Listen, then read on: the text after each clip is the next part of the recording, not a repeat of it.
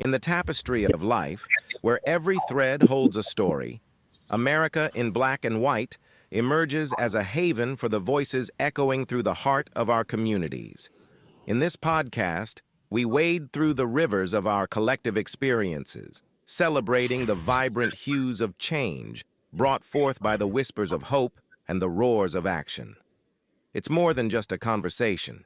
It's a journey into the heart of our society, illuminated by the light of those daring to dream and do. Join us, and let your voice be the melody that guides us toward a dawn where every color finds its place in the masterpiece of our shared destiny. Together, let's paint a future brimming with the positives that dwell in our minds and the actions that shape our world. Good evening and welcome to America in Black and White. I am your host, Charles Zachary King, and if you're here with us tonight, then you already know this is not just a television show, this is a sanctuary. This is a space where Black stories are told with the full weight, full dignity, and full beauty they deserve. This is where history breathes. This is where truth is spoken without apology. And this, right here, right now, is where we refuse to let excellence go unwitnessed. Every single episode, we come to you with a sacred commitment to amplify the voices, the visions, and the victories of our people. Not the sanitized version, not the palatable version, the real, raw, redemptive truth of what it means to be Black in America and still rise, to still build, to still believe. That is the heartbeat of this program, and that heartbeat does not stop. Tonight, we come to you with something special. The theme of this episode is healing communities, building legacies. And I need you to sit with that for a moment. Healing communities, building legacies, 4 words that when strung together with intention and action can change the entire trajectory of a people. We live in a time when our communities are under tremendous pressure. The weight of systemic inequity, generational trauma, economic exclusion, and spiritual awareness presses down on so many of our neighborhoods, our families, our children. And yet, in the midst of that pressure, diamonds are being formed. Men and women are rising up, rolling up their sleeves, and doing the hard, holy work of rebuilding what has been broken. Tonight, we sit with one of those diamonds, a man whose life is a testimony of what happens when faith meets action, when purpose meets pain, when a community finds a servant who refuses to quit. He is a minister, a founder, a father, a fighter, and every single one of those labels has been earned by sweat, sacrifice, and a love for people so deep it cannot be measured. He carries in his spirit the torch of Dr. Martin Luther King Jr.'s beloved community, that radical revolutionary vision of a world where every person is seen, every family is supported, and no one neighborhood is left behind. He does not just quote that vision, he lives it, he builds it every single day. His story touches of faith and fire, on grief and grace, on the kind of legacy that does not come from fame or fortune, but from faithfulness, from showing up again and again. For the people who need you the most, I'm honored, I'm humbled, and I'm excited for you to meet Mr. Leonard Ervin Jr. Hello, sir. Hello, Mr. King. How are you doing today? I'm doing just excellent. Thanks for being here. Yes, I'm glad to be here. Glad to be back with you again. Thank you for that wonderful introduction. I had to take some notes myself, and I said I need to put some of that stuff in my bio. So, is there anything you'd like to say to the audience before we get into the show? Just sit back, stay online. I promise you, I'm gonna say something that you need to hear to encourage you, to inspire you. I have a wonderful story to share, and I'm excited to be here tonight. Great. Well, so what we do is always here on the show is we like to start with giving our people the opportunity of learning who you are, Hmm. and I call that your life story. And Okay. so we go with your life story and your personal background. And so I want to ask you if you could just take us back to the very beginning. Where did you grow up, and what was life like for young Leonard Ervin? Whew. Yes, the young Leonard Ervin. I was just telling myself that I was going to write a letter to my younger self just to kind of like extract some of those lessons learned now as an adult. So I'm originally from Cleveland, Ohio. Grew up on the east side of Cleveland, and what you would consider, what they would say, the hood, the ghetto, etc. And I remember my childhood was like very, it was actually very topsy turvy. Just to go straight to it, at the age of 12, I had a major situation happen in my family that my mother suffered a mental illness and she had broke down. And so then, with me being the oldest child, I had to like step in. I think you said it too, like step into the fire and just hold down the fort for myself and for my siblings and for my other family members because we had never ever experienced anything like this before.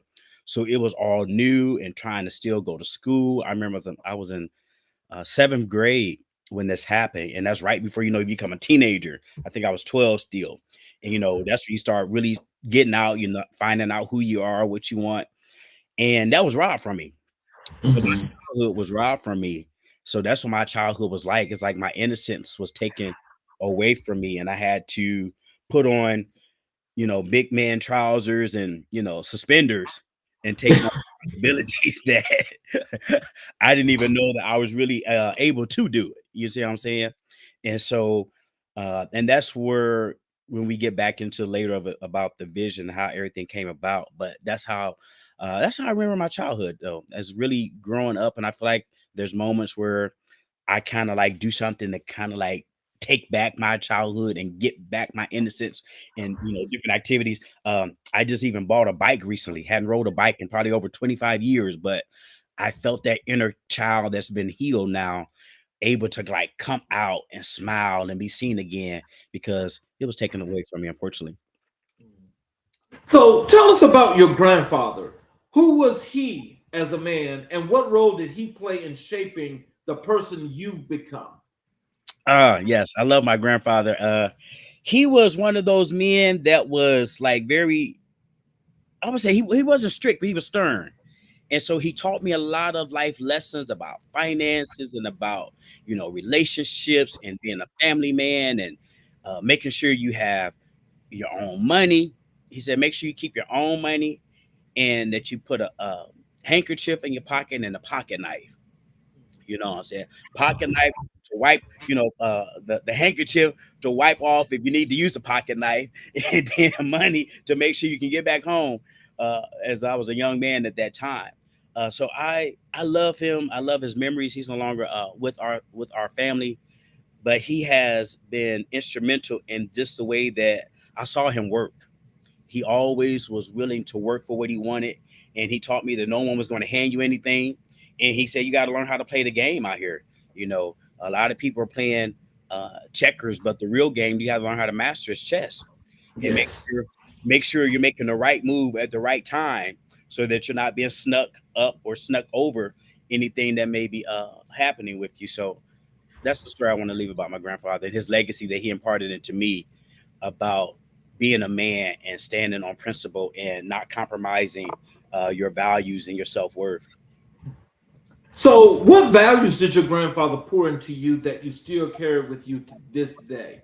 One of the main ones I think a lot of people need to take hold to is men don't work, men don't eat. and it's like Yes. the culture now is like I'm worried about it, I'm concerned about it, Dr. King, because people don't want to work anymore, but everybody wants stuff. And it's like, I don't know where that came into the culture or where that got spent into the system, but that was one of the greatest things I would think he taught me. Because I remember when I had my first job at McDonald's when I was, I think I first job at 15. I was so happy to be independent and being able to like have my own check and have my own money. I was a we grew up around the corner from a Jamaican store, so I was like happy to be able to go there and buy my own like jerk chicken and red beans and rice and stuff like that.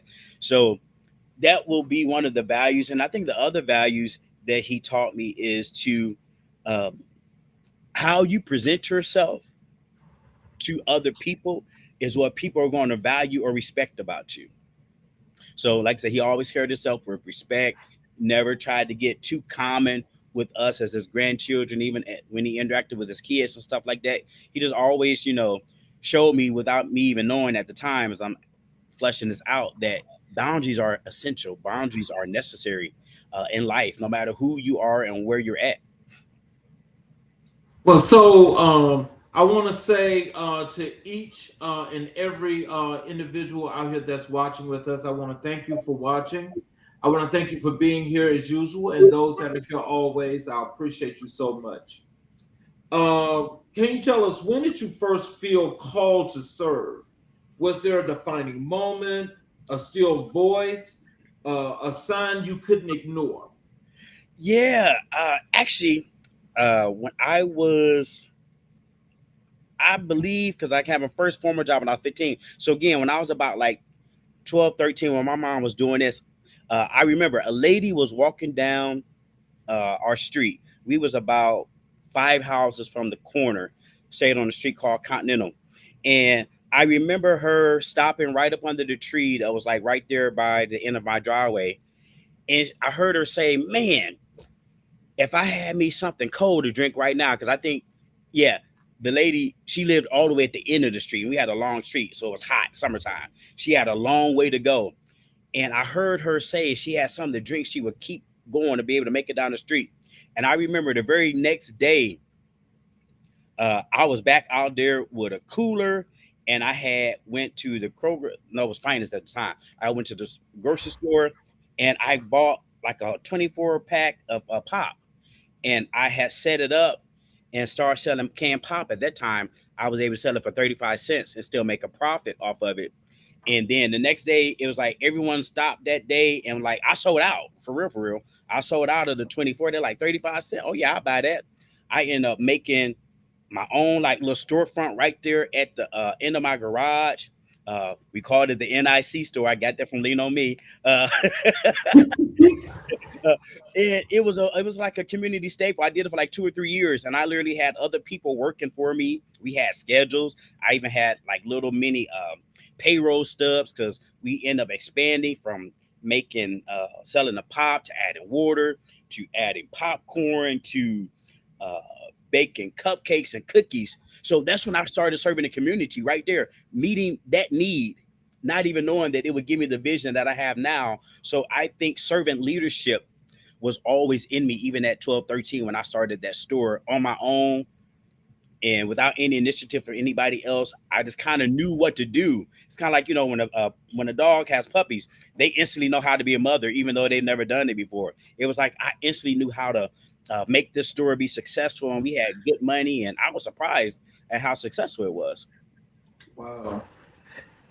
What did black manhood look like in your household growing up? And how did that shape your own understanding of what a man is supposed to be? Black manhood in my family, this is where we got to get the raw truth. It was chaotic. It was domestic violence. It was crackheads. Uh, it was crack fiends. Uh, a lot of cussing, swearing, a lot of disrespect. I grew up watching my aunts and uncles like literally like trying to kill each other, like literally fighting each other, stabbing each other with forks. You know what I'm saying? Even saw my mom before she got sick, uh, fighting with her sister. They would fight all the time, and actually that started my trauma, because I even have like flashbacks sometimes that I gotta kind of like deal with or pull down, because there was one fight that they really got kind of little aggressive and very hurtful to each other. So just constantly always seeing that, and then yeah, it was just it was bad.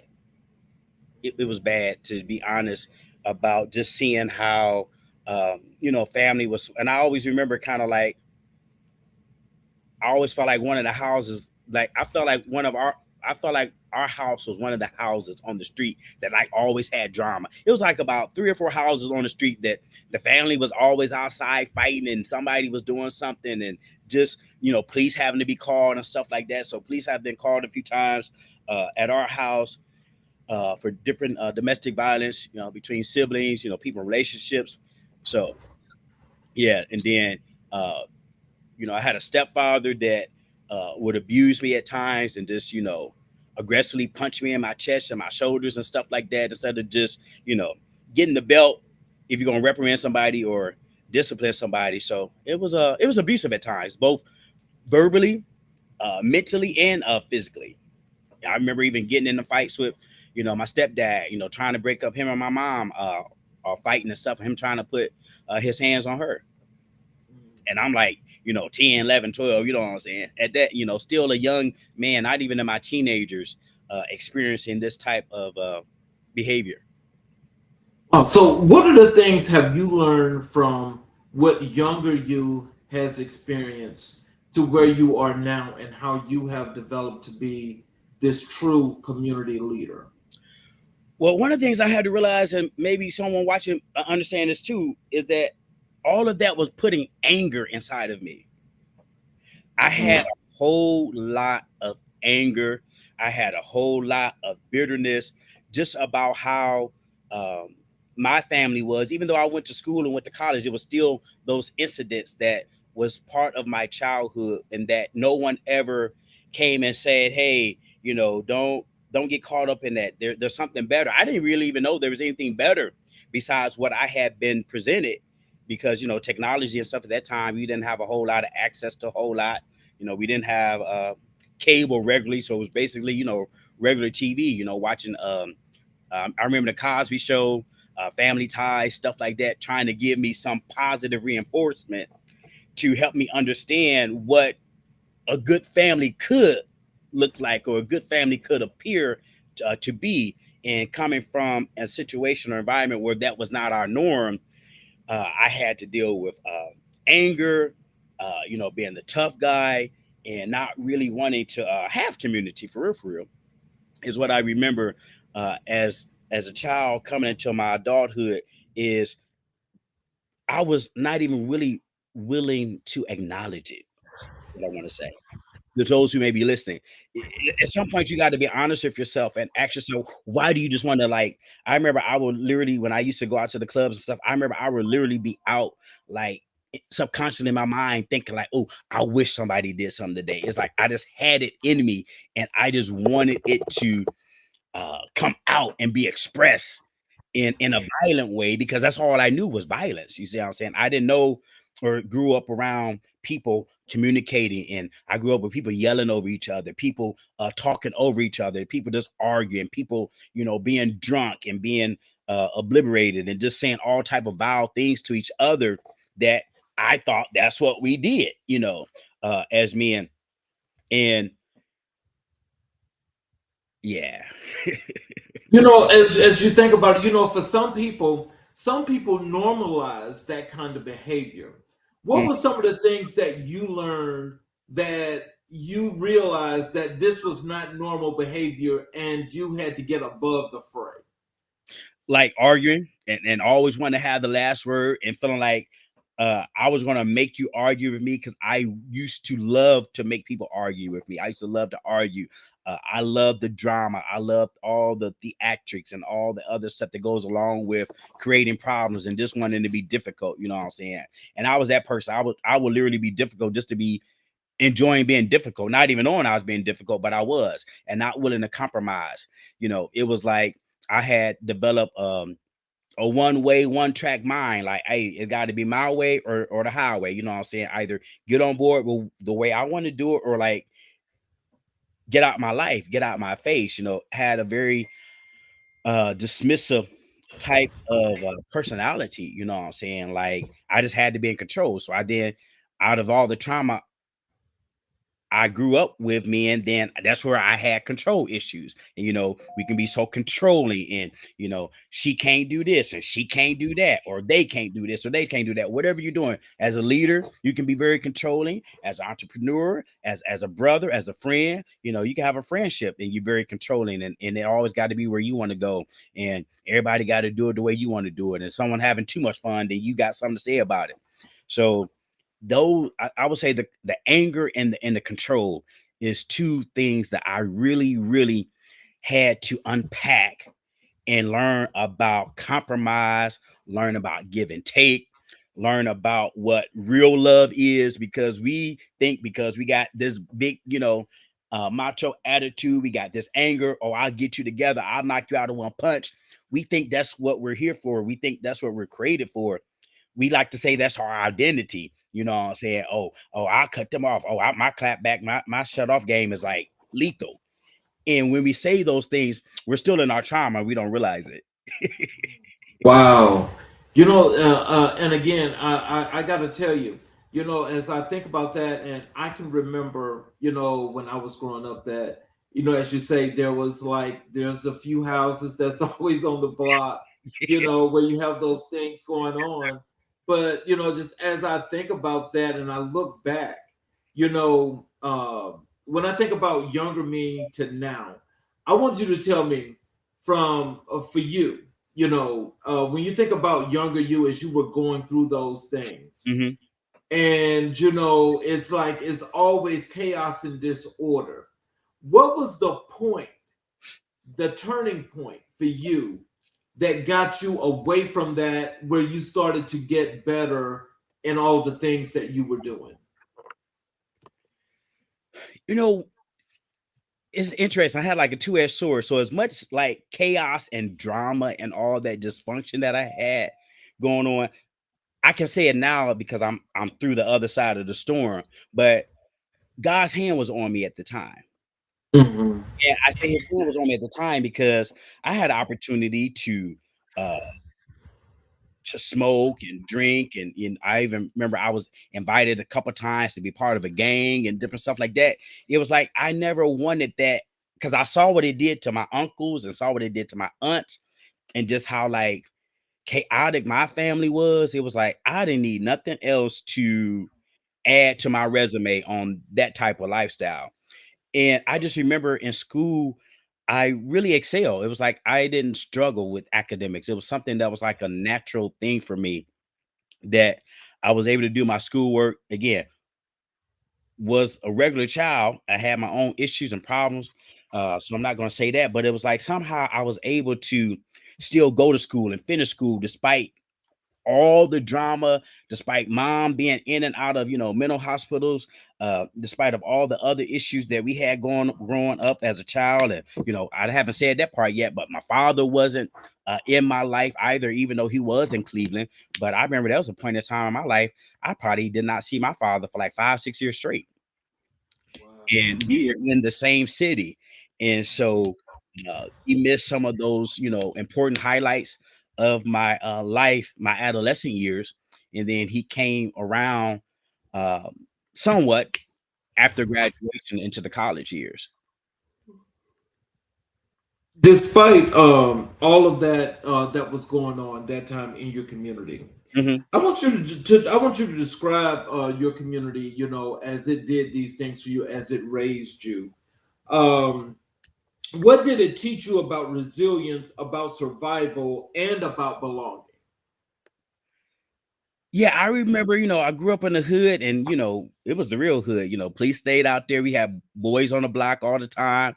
You had, gang fights. You had, um, man, I lived right next to a lady on Continental in Cleveland, and her house was broken into, and she was raped like 2 or 3 times. And it was like, and she was older too. She was let's see, when I was probably like, in my teenage years, she was up in her 70s, 80s at that time. And, but all them drug addicts was over there. And it was like, I remember thinking about it. Last night while I was sleeping, the woman right next door to me, and I would take her, she was a lottery number. So she would pay me like $1. At that time, you get like 2 Reese cups or something. So I was good for it. She would pay me like $1 to go and stand in line and play her lottery numbers. So we had a relationship, and then just seeing other people and just people that, neighbor across the street, she OD'd on crack. And so I remember them pumping on her and bringing her out of the house. And then remember someone being found dead. And so all of these things was going on as I was in my community, and we realized and we recognized it. And it was like, you watched out for yourself, and you just prayed and hoped that none of those things would ever happen to you. I remember when they were like jumping people and robbing people for the starter jackets back when I was Yep. back a teenager. Remember that? Yes. Yeah. Yes. And me being the hot head, me being the airhead, and my mom had took my jacket. I had a Dallas Cowboys jacket. I still remember. And I'm like, I wish somebody would try to take my shoes or my jacket. Like, we about to go head to toe. She's like, boy, you crazy. These folks out here with knives and guns and stuff. But I guess I really didn't have fear, growing up. Because it was like, I had this attitude like, man, I wish somebody would, you know what I'm saying? I wasn't even thinking about death. I just always have like valued myself and like minded my business. And I just really was never trying to take none of that stuff. So, what was your relationship with the church growing up? And how did that early faith experience influence your sense of purpose? So I ain't have no church growing up. That's always a funny thing I tell myself. Like, how you become a preacher and didn't even have no desire. I remember I could not stand church. We went to a Baptist church, New Life Missionary Baptist Church, whatever, in VJ Weathersby in Cleveland, Ohio. And I will always know when he got up to preach, I would literally be sleeping. But it was when he started all that what they call hooping and hacking in the microphone, I will wake up and look at the back of the clock behind me and like, okay, it's almost time to go out of here so I can get yeah, so church was not in me at all. And I tell people all the time, people be surprised about this too, Charles. Like, I question if God even existed. Oh, wow. Yeah, I was like, my thing, I was always an analytical type child. I just never like took everything everyone said. And so I knew we had Jehovah's Witnesses like even up the street from us, and we were Baptists. And then we had another lady, I remember she was like evangelical something. And I always say, like, wait a minute, how do we know we got the right one? If everybody going to hell for not believing in them, how do I know that y'all telling me we with the right guy? You see what I'm saying? Because Jehovah Right. saying this, and he had other folks, and I think I knew about the bean pies and the Muslim people, and it was just like, I was like, yeah, God, you got to show me something, and they got to be more than what these Negroes saying out of their mouth too, because I can't trust what they say. Right. And so it was a car accident after I had moved to Columbus, Ohio, started going to college, and I had a car accident where it was a 4-car pileup. And my car was like the 3rd car. So I got hit in the back. Then when I got hit in the back, I got hit in the front by the other car. Then the other car got hit again. So it's like I was like the ricochet. And my car, I got hit by a Jeep Wrangler that had that metal beam right in the front. Yeah. And, I had a Mazda 626. And when that Jeep Wrangler hit me in the back, it literally demolished my car in half. That I had to thank the Lord that nobody was in that back seat, because they probably would not have lived, or they probably would have been paraplegic or something like that. And I remember, I've gone to church, never joined the church either. So I was never baptized as a young kid in the water, one in none of the youth choirs or nothing like that. But I had enough common sense, or something came in my soul at the time, that I said, the devil trying to kill me. Oh, Lord. Devil. Now it's the devil, right? You ain't want nothing to do with Jesus Christ before. But it was like I knew that the devil was trying to kill me. And I had got invited to church that following week. And they was like, someone from my school had invited me. And they was like, man, you need to go to church. Get your life together, something like that. And so I went. and they had a guest preacher, and I remember she said, "There's a young man here that's struggling," and it was like God was like tugging on my heart then about coming into this relationship with him, and I went down that day and joined the church, and I think I got baptized like in 3 weeks later. Oh wow! Yeah. So let's transition over to your faith ministry and your spiritual leadership. Yes, sir. Can you tell us, how did you receive your call to ministry, and what did that process look like in real live terms? That process looked like nah, he ain't talking about me. Like, nah, it ain't me. He really ain't trying to have me preach this word. And I remember after I got in college, I started drinking. And then you know how they say a drunken man tell the truth, right? Yep. And so I was that drunkard preacher like Noah. So it was like when I started drinking and it got real good, then I would like start preaching to people like one-on-one at the different parties and clubs and stuff I was going to. And so that was when I really started maybe saying, hey, is there something more to me? Because like, why am I doing this when I get to drinking? And I fought it. So if anybody out there listening, I get it. It's okay. It's okay to fight the call, because if you're like me, you take it serious. You understand that there's a purpose, and you take your relationship with God. And I valued it. It was like, we always was presented like God is somebody that, you just hold high and you just don't come any type of way or deal with him in any type of way. So I wasn't trying to do that, because I was still trying to live and enjoy my life. So I remember I just constantly just kept fighting it. And then I finally set up a meeting with my bishop. And I said this, I said, if my bishop tells me that he don't think I've been called, I'm leaving this thing alone. Because I had been at the church probably maybe about 7-8 years or so. Mm-hmm. I knew he knew me or whatever. And I trusted his leadership and guidance, but we had that meeting and that never came up. No, I don't think you're not called. No, you got it wrong. And I'm like, man, the bishop didn't say what I thought he was going to say. I said, so God, I guess we're really doing this. And so I had to have the next meeting with the assistant pastor. And then he had mentioned in our meeting, he actually did say that he had saw that there was a calling on me before I had came. So it wasn't hard for him to believe that I was doing the right thing. So what does it mean to you to preach the gospel in communities that have been systemically marginalized and historically betrayed by institutions? Good question, because I was meditating on that today and thinking about how I feel like my assignment is about exposing the gospel of light. And there's a scripture that talks about, rise, shine thy light, and God tells us he's light and all that. And so what has happened in the underserved communities is that we've been so catapulted into darkness, so catapulted into poverty, so marginalized or disenfranchised into not feeling valued, not having enough resources. I always say this: why does our community got to be called the ghetto or the hood?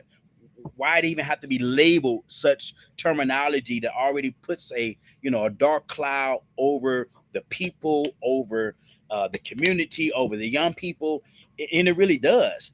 So I feel like my assignment is to help us understand that those were lies and fables and myths that we were told, that we should have never ever came in agreement with it. And that's what happened. We as a community, we came in agreement with these concepts. We came in agreement with these ideas. You know what I'm saying? We don't have to let the government tell us that we're what they try to tell us that we are. No, we should be telling them. You know what I'm saying? And I feel like that's what has gone on here in America, and why there's been so much racial division is because they have called us white, they have called us black, and then make us be at odds and vengeful and we are really shameful of each other. You know what I'm saying? We're shameful of what slavery did, whether you participated on whatever side you participated, voluntary or involuntary. And I think we still haven't yet had that honest conversation about how to break that generationally, so it's not keep being passed on from family to family, brother to brother, sister to sister, et cetera, et cetera. Wow. So, how do you reconcile faith and justice in your own heart and practice? Are they separate paths? Or are they the same road walked together? No, they got to go together. Faith and justice got to go together, because Jesus Christ and God the Father, he's all about justice. He's Right. about making, and let's keep it simple. What's justice, y'all that's watching? Come back and watch replay. Justice is all about making the wrong right. Yeah. And God has been waiting for a long time to allow a greater collective or a greater wave of justice to come into humanity for people that have been oppressed, especially people of color that have not reached the plateau or reached the mountaintop that Dr. King envisioned and had a dream about, that all of us could reach. And that is very much in our reach if we're willing to get there. So faith and justice is almost like they're Siamese twins. You know what I'm saying? I don't think, if you think about it, if you're believing or having faith for something, what are you really saying? You're believing that whatever is wrong is going to be made right. So that's your justice. You see what I'm saying? And so God is always a promise keeper. He's going to always allow good to prevail over evil if we're willing to wait on it and willing to do the work together and individually. So, as you talk about that, and they both should be together, what is it, if you could break that down for our audience so they can understand this in better, simpler terms, what are some of the things that, what are the takeaways, when we talk about the spirituality, the justice, and the things of that nature, that people should actually get from that they should carry with them in their everyday life? That when they were created, God created them to be living in abundance. You see, we have to realize that there is a system that put us in a system. Right. And inside that system, they trained us through conditioning, you know what I'm saying? Yes. Through the system, by taking the black man out of the family unit, making the woman have to now be independent. She got to go to work. So then I want you to put your kids in another system that all I'm going to train them to do is to obey and follow the rules of the law and never dream or imagine that anything good can come out of them. You give us history books that talks about how we were nothing but martyred on a slave ship. Yes. You know what I'm saying? But as you give his story or her story, we never get the story of us rising up. You know what I'm saying? Where is that story at in the history books? You know what I'm saying? But yes, I'm trying to keep you oppressed that you don't have any faith to believe for anything. And a lot of people don't have faith for anything anymore. It's just about, if I can get by, if I can just make it. You know what I'm saying? People are content and they're so satisfied because they are worn out and they're tired. You know what I'm saying? People are tired of fighting. People are tired of having faith. People are tired of waiting on justice because they don't know how to properly position themselves so that what society or the devil and who the devil appointed to do his work, tell them that, oh, their time is up. Right. And like that's the part where we got to get stirred back up, and as a spiritual leader and other spiritual leaders, that's where we got to get the people back to and make them stop feeling like they're just another number or another article or another breaking news story or another a funeral that we're having. You know what I'm saying? Yeah. So who are the ministers and spiritual leaders who have most shaped your theology and your approach to pastoral care? I would say my bishop.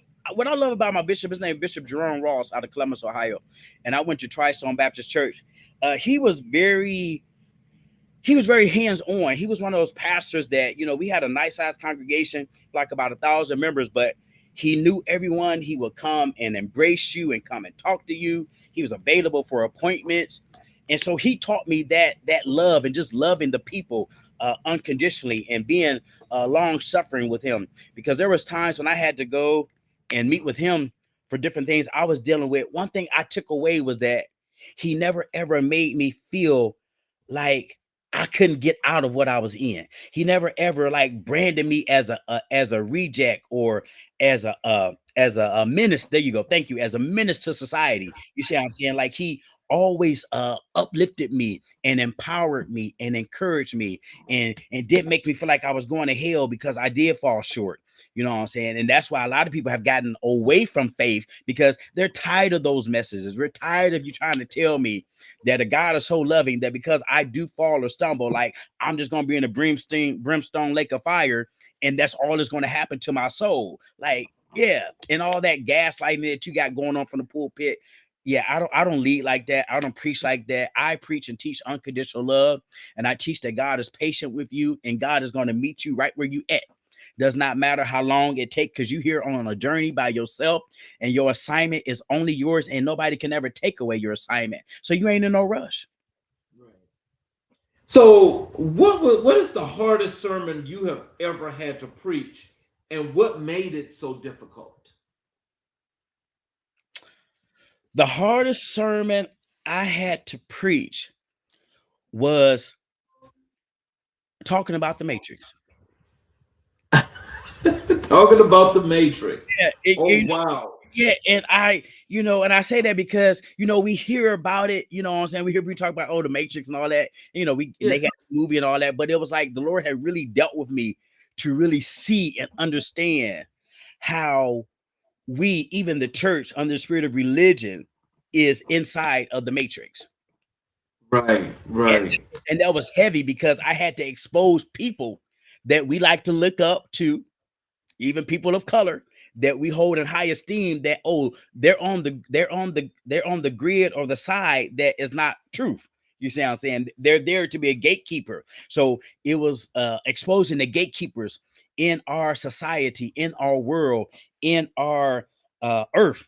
So that was one of the hardest messages I feel like I have to preach and still preach, because a lot of people are still not aware of how deep this rabbit hole goes with how the world and society and culture and government and all these different things that we participate in, and how the media is controlled and this is brainwashed messaging, I want to call it, that they put before us, and just having the courage to talk about those things. So, these rumors and stuff about preachers and stuff that's been unalived because they was telling too much, and you like, okay, Lord, are you really sure you can keep me? I remember talking to the Lord when I was dealing with this. I said, now, Lord, you said you can keep me alive, right? When I tell this stuff about your people, that's Okay.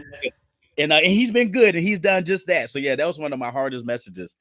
And I think it's still going to be one that if anyone is a spiritual leader, that they're going to have to find the courage to really help people understand that you were put into a system. That's what Dr. King said before he died. And he was telling us about the Matrix when he said this. I believe I have ran my people into a burning house.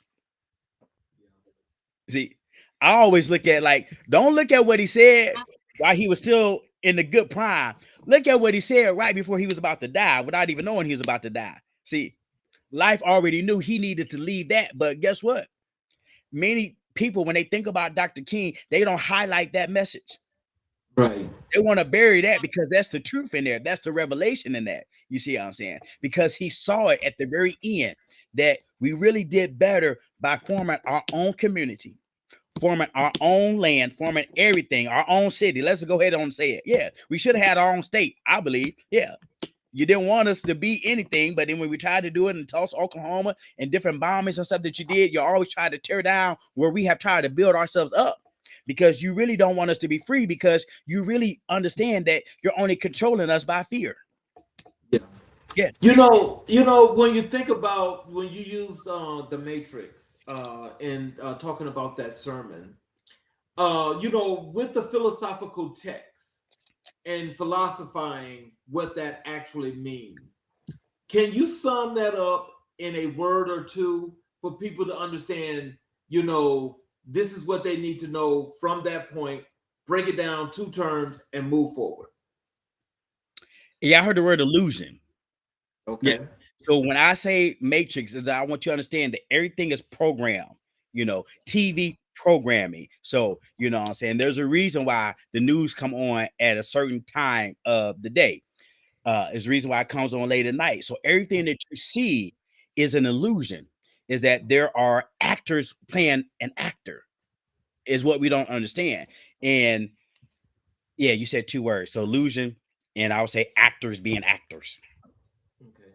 Mhm. Illusion and actors. Yeah. That's actually pretty good because just when you think about how deep that goes, as you say, from a philosophy perspective, that goes way deep.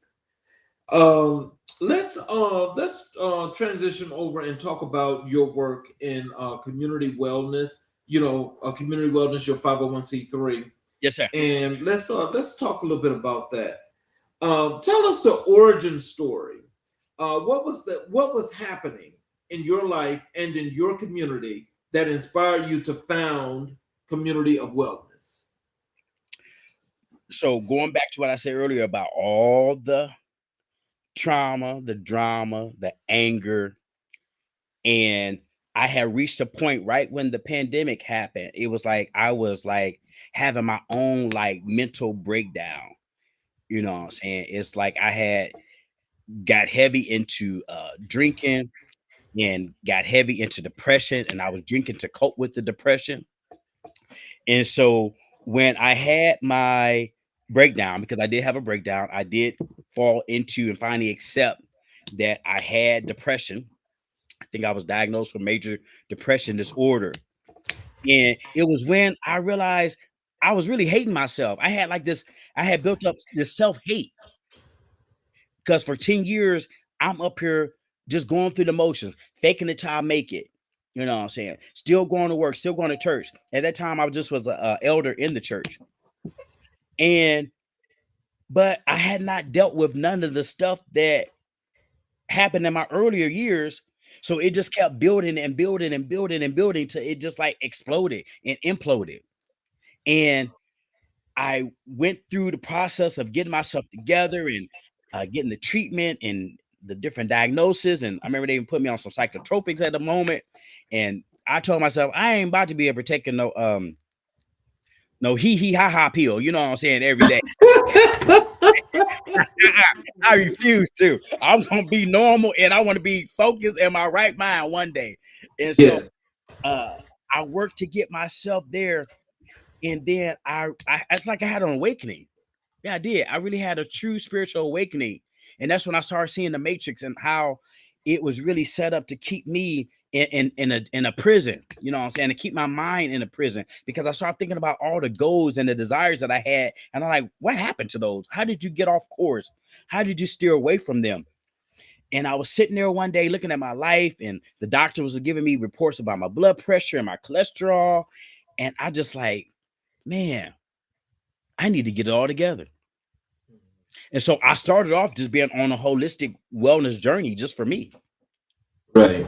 And in that, I saw everything that my family didn't have that I needed to get myself together with when it came down to the finances, all the mental stuff we had going on. And, there was sometimes and then there was major diseases going on in my family, heart attack, cardiac arrest, stroke, Oh wow. I'm talking about my family has had, and I've had to bury aunts and uncles and cousins because of all these different diseases.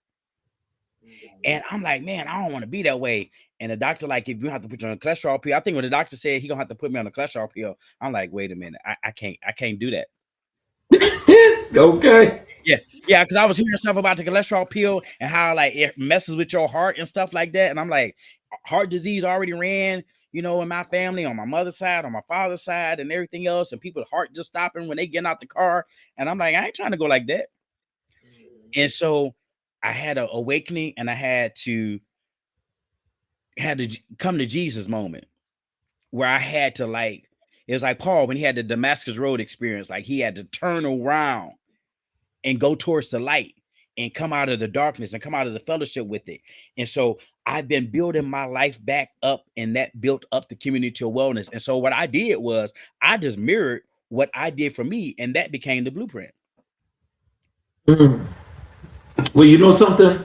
As I think about it, and I look at community of wellness, I know that we all, especially in a lot of our communities, sometimes when you have something that's different and you got to change from, all of that good eating that you're so used to, Uh-huh. doing, and you got to get rid of that. It kind of like gets to be a little problematic. But I think when people start to think about doing things a little bit different, and you start trying different things, it makes it that much easier. So as you were going through and you're getting community of wellness together, Mm-hmm. what problem were you trying to solve that you looked around and realized no one else was adequately addressing? I was trying to just solve the problem of us getting back to natural healing. Natural supplements, because we didn't had all the fried chicken and all the butter corn and butter potatoes and stuff. I love it too, and I was realizing that I wasn't like eating a lot of fruits. Wasn't eating a lot of fruits at all. So I had even started selling some health products that I used to kind of like help me get back with putting like fruits and vegetables in my regimen every day and building up my testosterone and stuff like that. So that's what I was trying to do. I saw all the sicknesses and diseases that my family had, and how I remember there was one time in my family, I'm talking about my immediate family, I buried like 5, 6 people in Wow. 1 year. Oh no. Yes, in 1 year, it was like we got hit hard with death. It was like, man, is there like a curse over the family or what? It was like people that we just never thought, people gonna die, but you just like, wow, I never thought they was gonna die like that, or they just gonna leave like that. And it was like, it was horrific. It was really sad for us that time period. Because I think it was around like 2017, 18, I believe this had happened. I know it was before the pandemic. So what I wanted to do was, out of all the death and all the sicknesses and different family members on with kidney failure, because what I said was, why is it like always in the Black community we getting our legs amputated? I said, why is it like always in the Black community there's a dialysis center? Yes. You know what I'm saying? And so it was like I had an aunt that had kidney failure. She died on the dialysis machine. Oh my God. Yeah, heart just stopped right there on the dialysis machine, and I think she had already been on it for like about 9, 10 years. That's a long time to be on dialysis. And what I said was, if I had the opportunity that I could have helped her, lose some weight, that she can get herself in line to get a transplant, I would do it. And so I saw in the Black community how there was so much sickness, so many diseases, that we just wanted to medicate everything and just wanted to give everything a pill. And I realized that the medication, the pharmacy, was part of the matrix. It's part of the illusion. It's part of the prison. You know what I'm saying? And I wanted to change our mindset and say, hey, there are things that you can do to help you live longer. You know what I'm saying? My own grandmother went into cardiac arrest while she was using the bathroom. You know what I'm saying? It's like my family has had the deaths at the most obscure places. Like, you just gotta make up. I had an aunt that was getting out of her car. She was going up 2 steps right there, went in cardiac arrest. Her heart just dropped. My grandmother's sister. Wow. You see what I'm saying? I had another aunt. She had a stroke. And when she had a stroke, that never seen it before, but her tongue was literally out of her mouth for What? 4 months.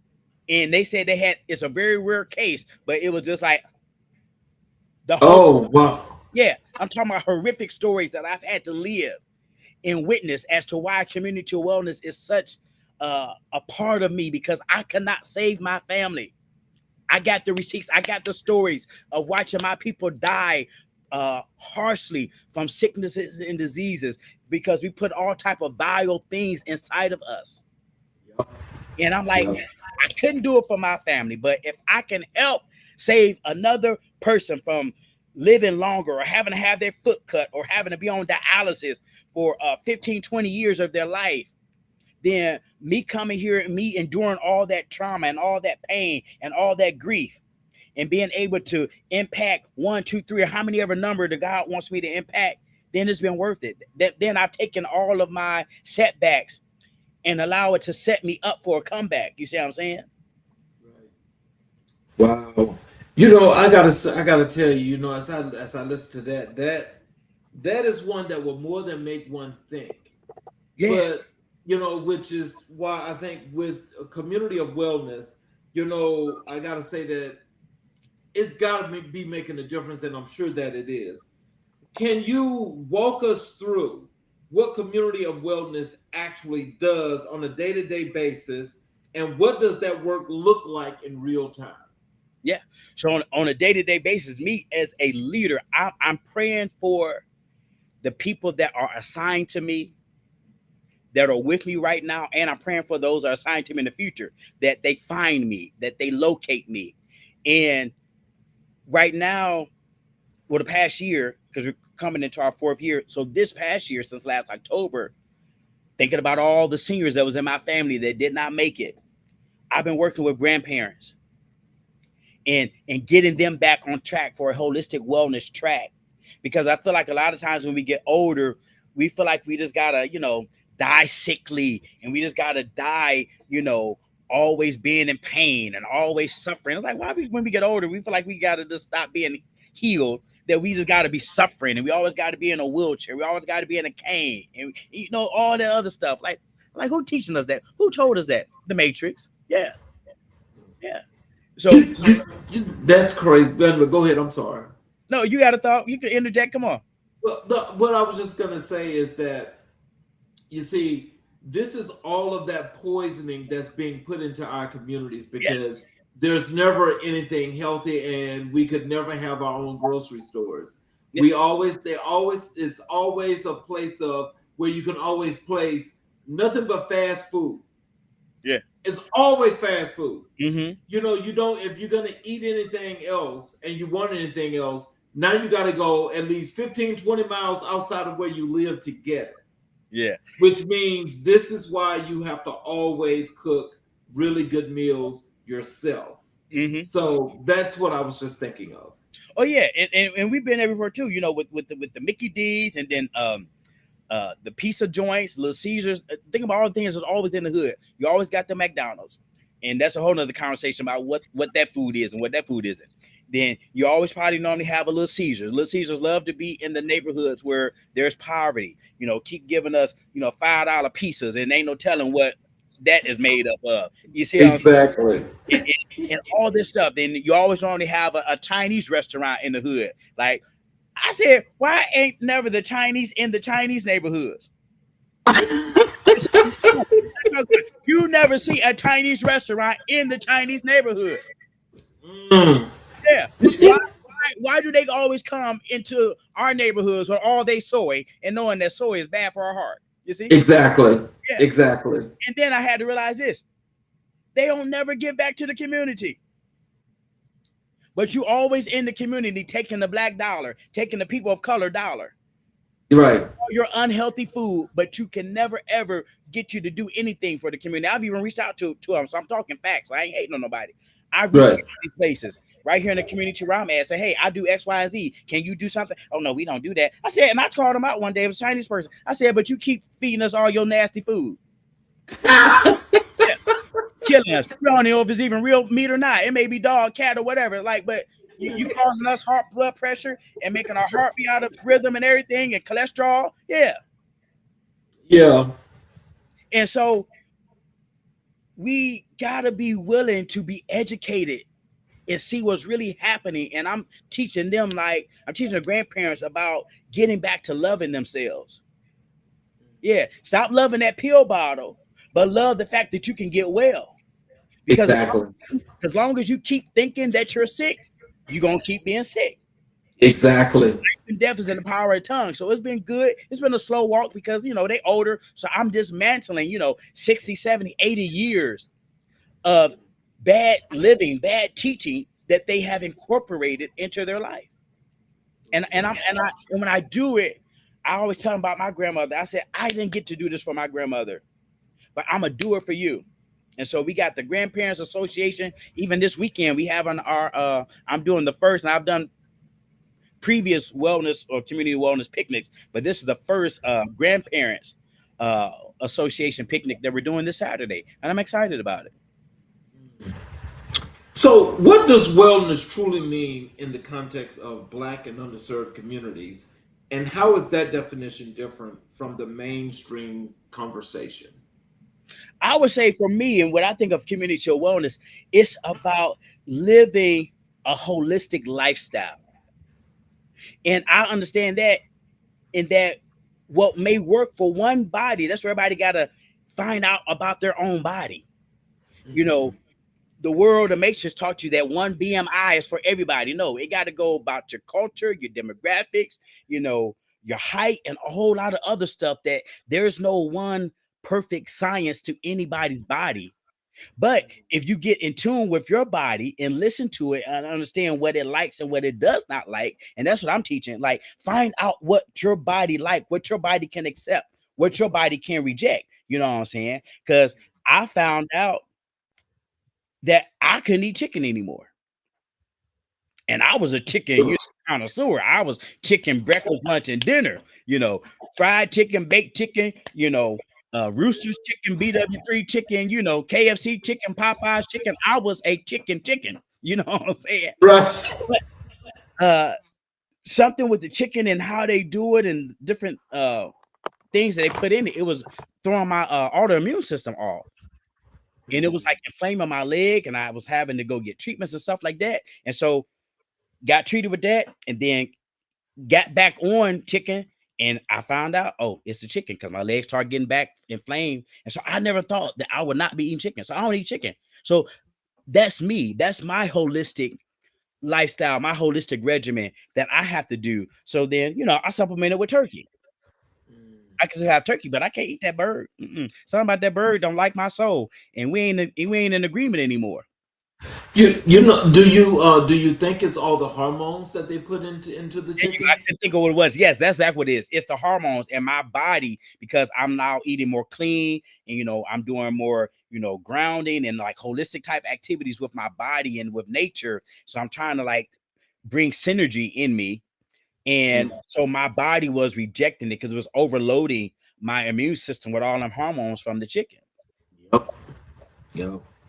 How does your organization address the intersection of mental, physical, spiritual, and economic health in a holistic, integrated way? We teach them for what they are.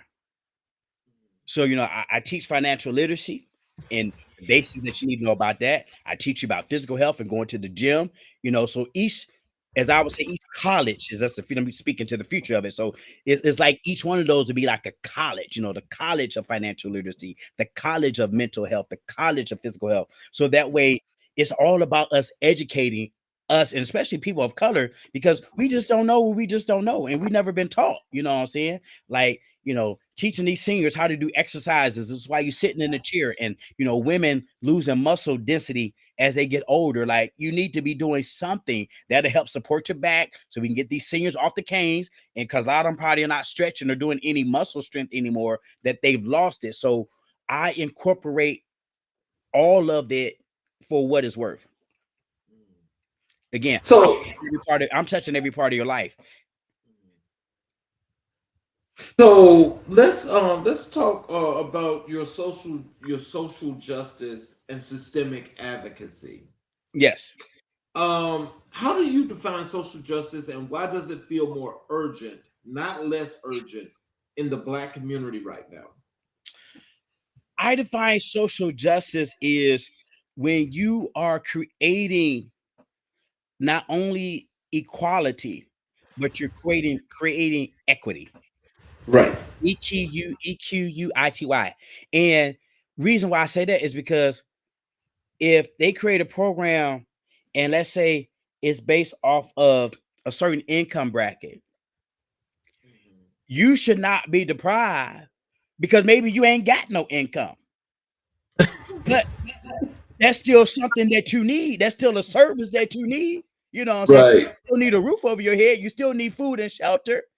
You know what I'm saying? So it's not fair, and that's why I say we call it social justice, about creating things that are equitable and bringing about equality. Because if we just leave it at equality, then you're already disenfranchising, you're already marginalizing a group of people that maybe didn't even have access to the resource or the SSI check that you get. Everybody don't qualify for SSI, but they can't work, or for whatever reason that may be. So I'm all about getting the people that are underlooked, underserved, that have been overlooked, and going before different people in the community and different corporations saying, hey, I'm putting on this program, I need you to support it.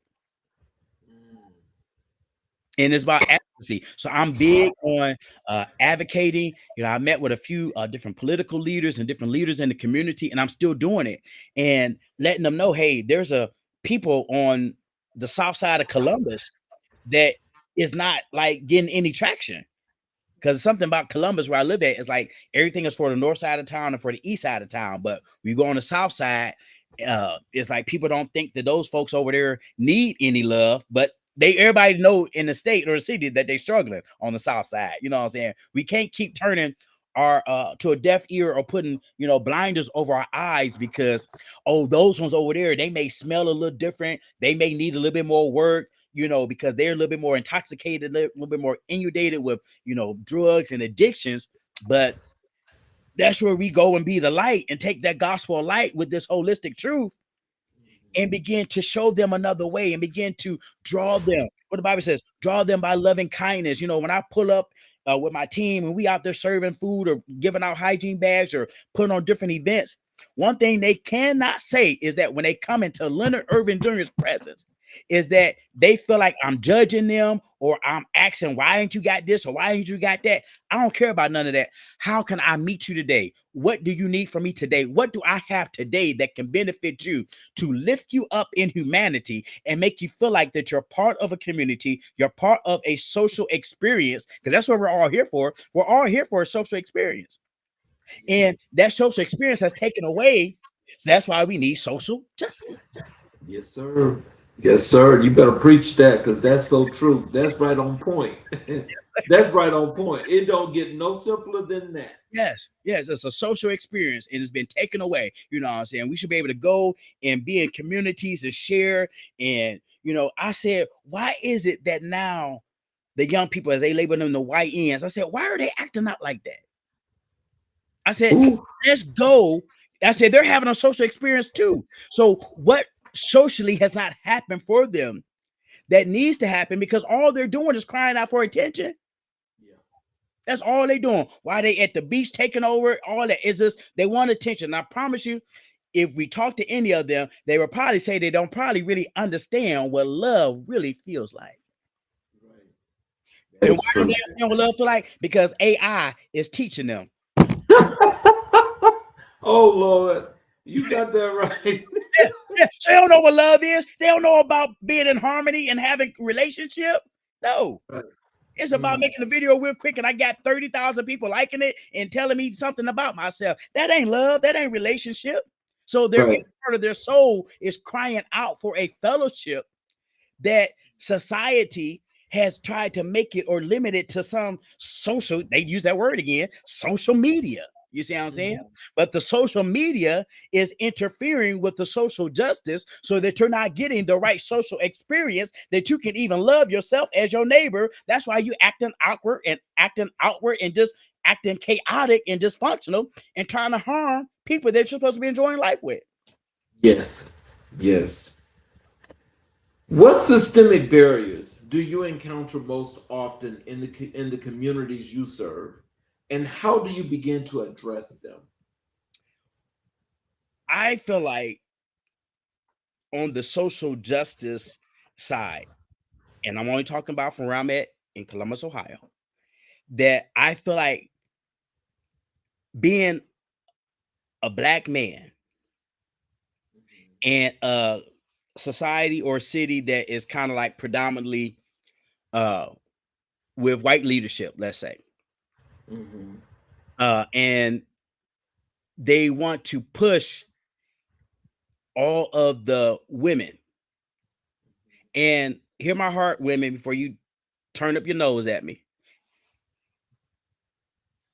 And there's nothing wrong with that, because I do agree that women have been disenfranchised and have been marginalized, but I do feel like they have been given a greater preferential treatment over funding and programming. When I started looking into this, it was like all this stuff was catered to women, women social enterprise, women this and that. And it was like, man, I mean, the men got to get out of jail sometime, you know what I'm saying? The men got to get off the street sometime, you know what I'm saying? It's like it always has been, because you got the baby, we gonna take care of you. But the man can't be in the house, or he got to be out here trying to barely make it to even get some assistance. You got to be almost at a point of like you feel like you got to rob somebody or rob a bank to get ahead, to even get some attention. And some people have done those things because they just couldn't get it the right way. So they say, hey, I know if I go to jail, I'm gonna get a bed, I'm gonna get a cot, I'm gonna get some food, you know what I'm saying? And I feel like that's a barrier I gotta overcome, because there's so many programming that is all tailored to women, and not a lot or not enough that is willing to meet the man, not just providing him with housing, but the man needs to be reprogrammed into a holistic mindset, because he doesn't even really understand his identity. Mm. You know, can let me ask you this, because that kind of that sounds like brokenness. Is he broke? Yeah, he's broke, and he's being two-faced. Yeah, two-faced, that he's putting a front on for everybody. Yes. Yeah. When you all into the drugs, you all into the chaos, you keep going back and forth into the prison system, you keep being out on the street, you can't break your bad habits, you keep beating up on women, you keep beating up on people. Yeah, you're acting out of a two-face. Yeah. There's two sides to you. And you'll find out, like my grandmother told me, like there's good in everybody. You'll sit down and talk to the most heinous person, and you'll see a glimpse of that beauty in them. You'll see a glimpse of that authenticity in them. You'll see a glimpse of that integrity.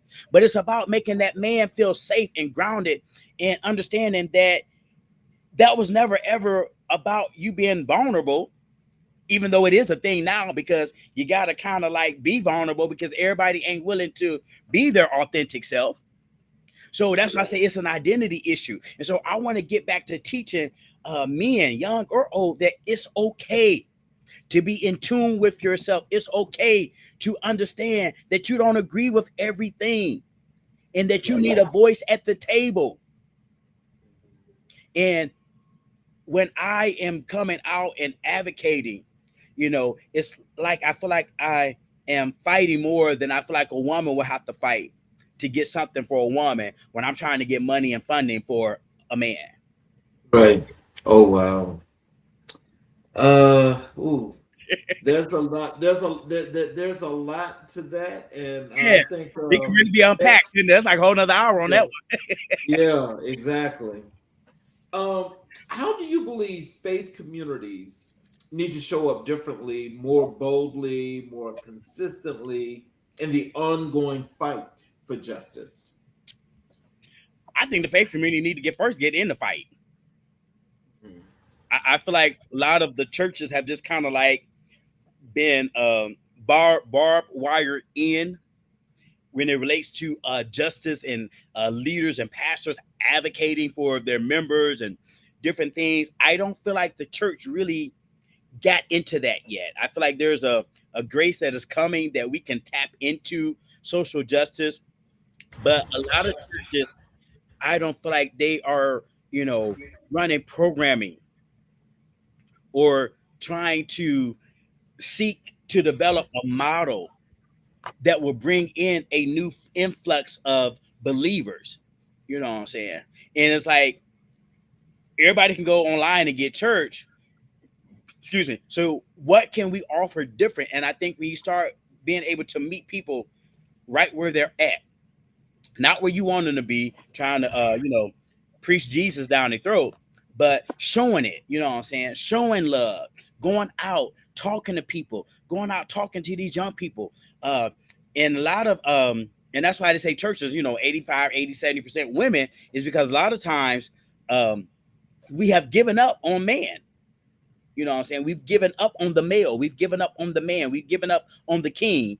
And as long as we got all the queens giving their money and supporting pastor traveling all across town, like a lot of leaders just overlook it and say, hey, I'm okay. They got me in my Cadillac. I can keep my house. Hey, if the men want to stay at home and watch their Sunday football, hey, I ain't got nothing to do with it. Hey, send your wife because she giving me the money anyway. So I feel like churches need to be more intentional about coming out of the four walls and go and talking to somebody that don't look like you.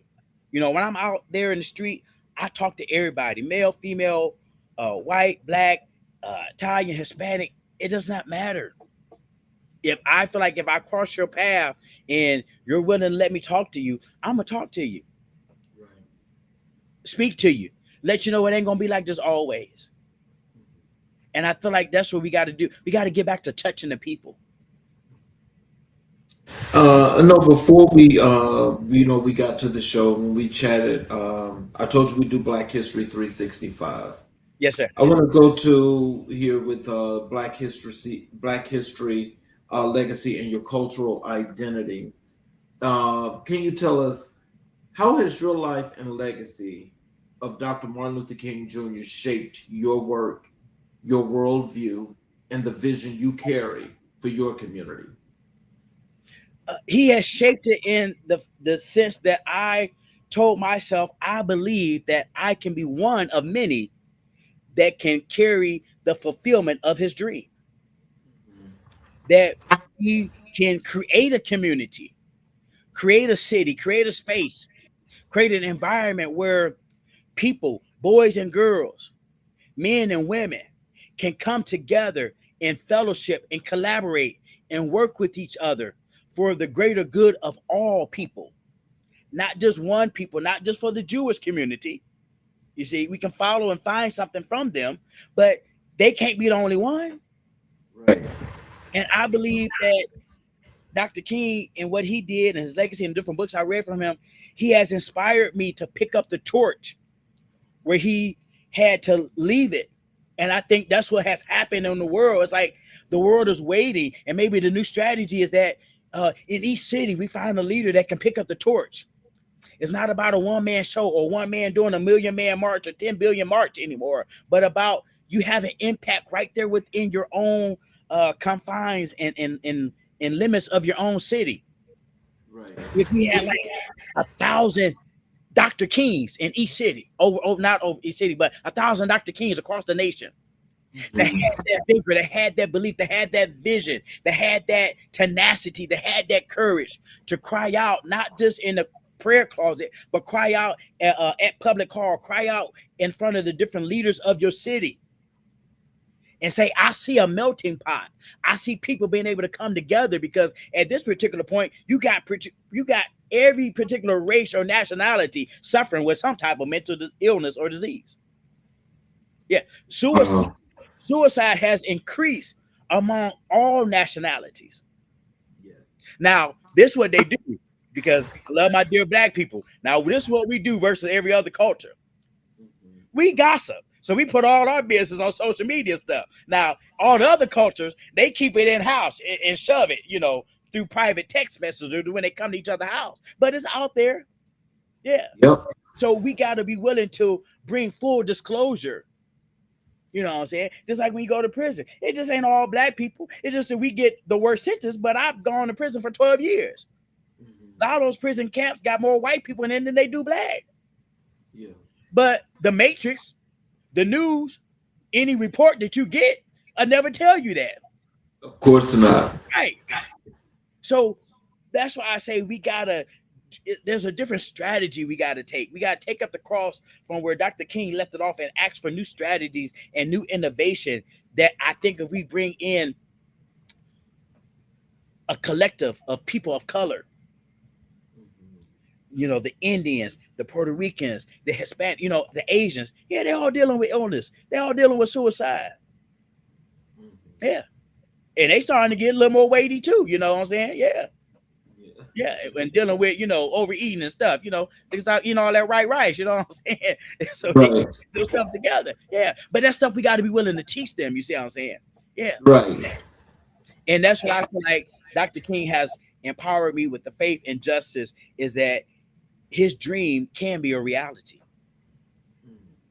What specific aspect of Dr. King's vision, particularly his concept of the beloved community, do you see yourself as actively carrying forward in the work you do?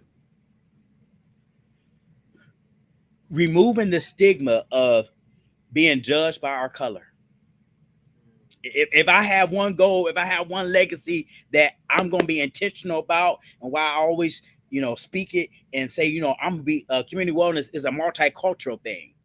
You see what I'm saying? Yeah. Yes, I'm a black leader, but yeah, I want to be that black leader to say I got all different types of ethnicities in my organization. You know what I'm saying? And nothing against my white brothers, because I'm loving too, but why is it that the white man can get every culture up under his leadership? You know what I'm saying? Black people want to go to a white church and, white leadership church or whatever. Like, yeah, I want white people to know that I love them without holding their color against them, and that my love is pure, and that you can be up under a black leader. So I want to re-image, or I have reimagined what it looks like for us. And like, there needs to be a rebranding of the black man, for real. So I'm willing to come out and take what Dr. King did and allow myself to rebrand and be one of the people to rebrand the image of the black man and put something in the community that involves everybody. Yeah. What other black historical figures beyond Dr. King have most deeply influenced your sense of purpose and the way you move in the world? It actually, you said that first vision came to mind was President Obama. Mm-hmm. When I think about President Obama, one thing that I took away from him throughout his full 8 years is that,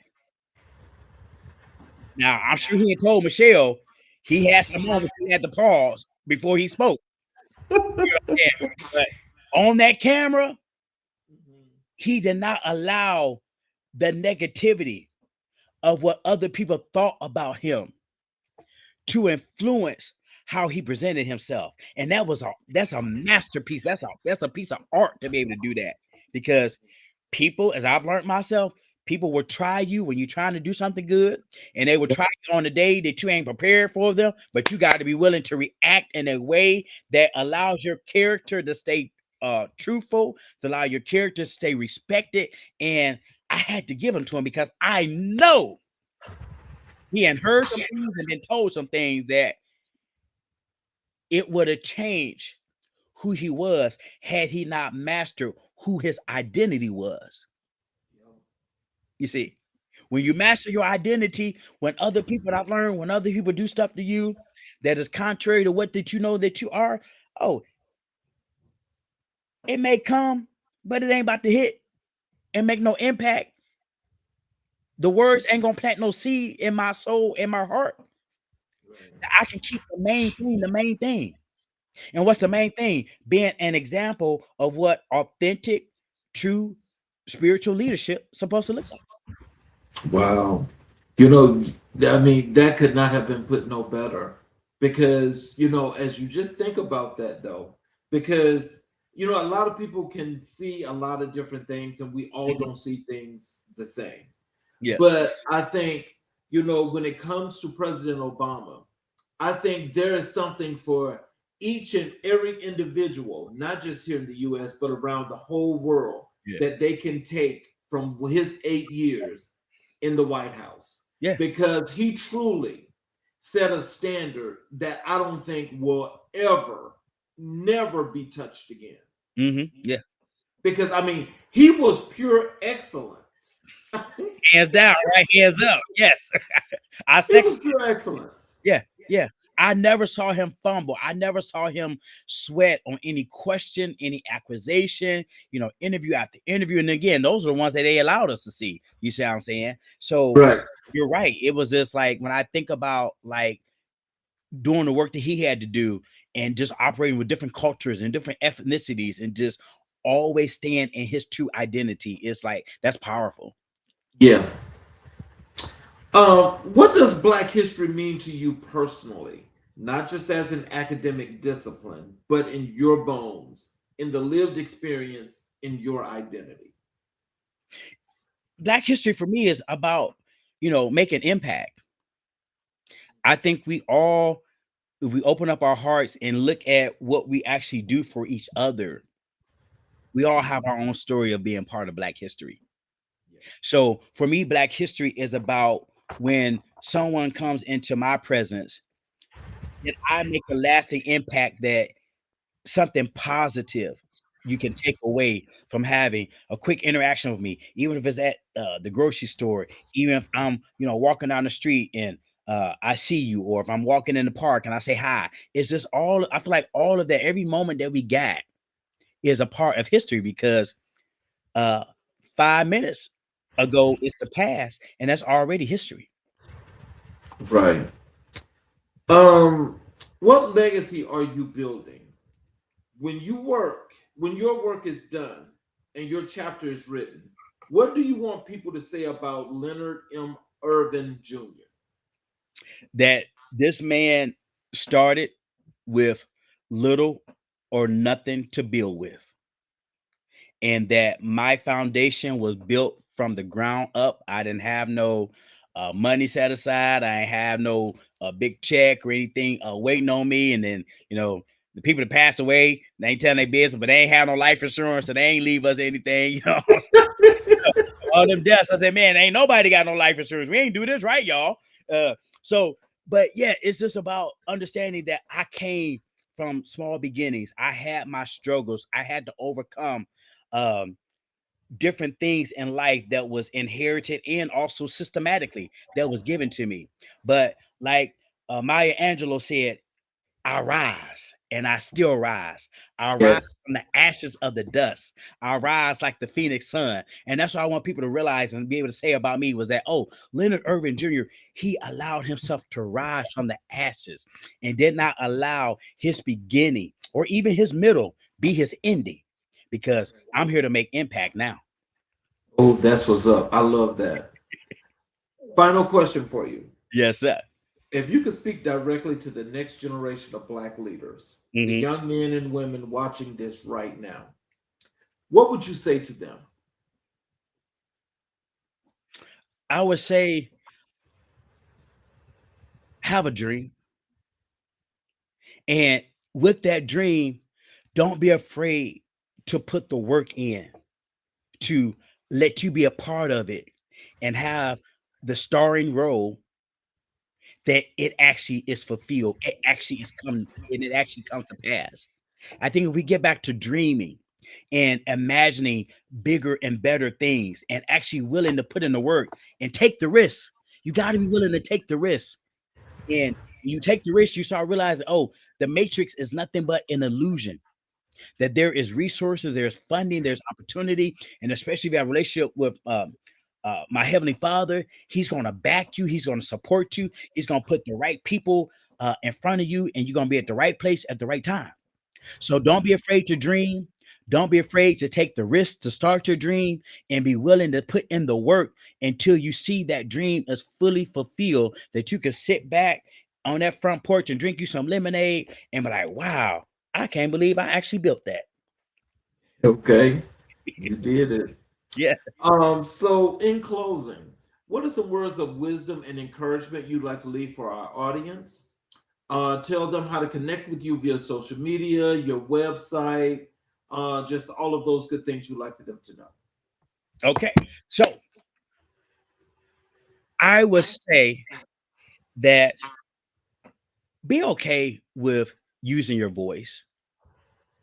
I think a lot of times when we're arguing and fighting, I always tell the people that people that love to argue, people love to fight, like your voice is supposed to be used for something else. So if you grew up always arguing, always fighting, always getting people off, always getting people told, use your voice now to make a difference. Use your voice now to advocate for you. Find something that you see out of place in your family, in your community that you can begin to work within, volunteer at. It's like do something. It's like we've been on mute for so long that we don't know how to express ourselves in a way that is uh, promoting or a way that promotes social justice. You know what I'm saying? I would love to see more men like Charles and I out front trying to make impact on the stuff that really matters. I ain't talking about just fluff stuff and everybody trying to give you this gimmick stuff that ain't really getting anywhere. We got enough of people out here doing that. But I'm talking about coming and being authentic and being your true self and allowing your story to be something that other people can enjoy and gravitate to. That's what I want you to know. That's what I want to leave with you on today. On social media, I'm on all social media platforms with my name, Leonard Ervin Jr. And I'm going to actually be switching to YouTube. So if you really want to connect, get with me on YouTube, as Mr. Charles King has further inspired me to start my own podcast and start doing a little bit of that work. So that's in the working. I've been out here testing my voice and with him and his platform. So I'm grateful and appreciative for that again. But that's what it's about. You know, this brother, if I can tell the story, this brother reached out to me on LinkedIn. He saw the potential in my story and my work. And he hit me up and we had a conversation and we've been building this effective relationship ever since then. It's awesome. Yeah. So I thank you. I appreciate you. Thank you for your platform. Thank you for sharing your audience with me again. I don't take it lightly. And I am forever grateful that you were like the first one to put me out here. Well, I appreciate you more than you can imagine. And I appreciate you for being here tonight because, again, you know, the moments are always so precious. They're always so dear, but they're also so meaningful. Yes, sir. And again, you have once again, I think you've given our audience the opportunity to not just learn more about who you are, but the purpose, especially with you know, your community wellness program and that your organization, because that's what we should be doing in our communities. Yes, sir. So in closing, well, before I close, if you could have a few minutes after I close, I would definitely appreciate that. Yes, sir. And for those of you that are watching on all of our channels, including our YouTube channels, if you have not yet subscribed and enabled all notifications, I would appreciate it if you would support us by subscribing and enabling all notifications, like the video, and even share it, because I think it's really meaningful that there's somebody that needs to hear not just what Leonard's story is, but the meaning and the purpose behind it to help to motivate and to inspire them as well. So in closing, I'm going to close with this monologue. And there you have it, America. That is Leonard Ervin Jr. And if you are not moved by what you just heard, I invite you to sit with it a little longer, because some conversations do not ask for an immediate response. Some conversations ask for reflection, for action, for a quiet moment where you look at your own life and ask yourself, what am I building? Who am I serving? What legacy am I leaving?